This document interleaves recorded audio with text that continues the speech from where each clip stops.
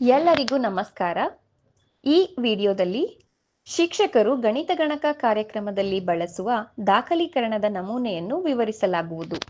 ಗಣಿತ ಗಣಕ ದಾಖಲೀಕರಣದ ನಮೂನೆಯನ್ನು ನೀವಿಲ್ಲಿ ಗಮನಿಸಬಹುದು. ಇದರೊಂದಿಗೆ ದಾಖಲೀಕರಣದ ಪ್ರಕ್ರಿಯೆಯನ್ನು ಪ್ರಾರಂಭಿಸೋಣ. ಹಂತ 1, ಶಿಕ್ಷಕರ ಹೆಸರು, ಶಾಲೆಯ ಹೆಸರು, ಶಾಲೆಯ ಯುಡೈಸ್ ಸಂಖ್ಯೆ ಮತ್ತು ಪ್ರಸ್ತುತ ಬೋಧನಾ ಚಕ್ರದ ಸಂಖ್ಯೆ ಯಾವುದು ಎಂಬುದನ್ನು ನಮೂದಿಸಿ. ಹಂತ 2, ಪೋಷಕರಿಗೆ ಕಾರ್ಯಕ್ರಮದ ಪರಿಚಯದ ನಂತರ ವಿದ್ಯಾರ್ಥಿಯ ಹೆಸರು, ದೂರವಾಣಿ ಸಂಖ್ಯೆ ಮತ್ತು ಒಂದು ಪರ್ಯಾಯ ದೂರವಾಣಿ ಸಂಖ್ಯೆಯನ್ನು ಸಹ ನಮೂದಿಸಬೇಕು. ಹಂತ 3, ಆರಂಭಿಕ ಮೌಲ್ಯಮಾಪನದಲ್ಲಿ ವಿದ್ಯಾರ್ಥಿಯ ಪ್ರಸ್ತುತ ಕಲಿಕಾ ಮಟ್ಟ ಯಾವುದು ಎಂದು ಮೂಲಕ್ರಿಯೆಯ ಮೇಲೆ ಗುರುತು ಮಾಡಿ.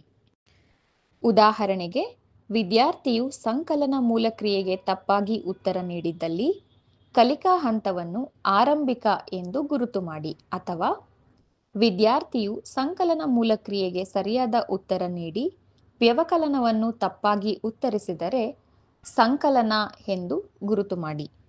ಹಂತ 4, ಆರಂಭಿಕ ಮೌಲ್ಯಮಾಪನದ ಕರೆಯ ನಂತರ ಮೊದಲನೇ ಬೋಧನಾ ಕರೆಯ ದಿನಾಂಕ ಮತ್ತು ಸಮಯವನ್ನು ನಮೂದಿಸಿ, ಕರೆಯಲ್ಲಿ ಭಾಗವಹಿಸಿದ್ದ ಪೋಷಕರ ಹೆಸರನ್ನು ನಮೂದಿಸಿ ಮತ್ತು ಕಲಿಸಿದ ಮೂಲಕ್ರಿಯೆಯನ್ನು ಸಹ ನಮೂದಿಸಿ.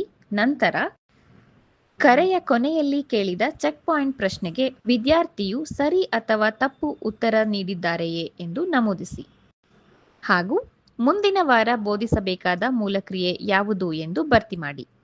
ಈ ಹಂತವನ್ನು ಬೋಧನಾ ಕರೆ 2, 3 ಮತ್ತು 4ಕ್ಕೂ ಸಹ ಪುನರಾವರ್ತಿಸಿ. ಎಲ್ಲ 4 ಬೋಧನಾ ಕರೆಗಳನ್ನು ಪೂರ್ತಿಗೊಳಿಸಿದ ನಂತರ ಅಂತಿಮ ಮೌಲ್ಯಮಾಪನಕ್ಕೆ ತೆರಳಿ.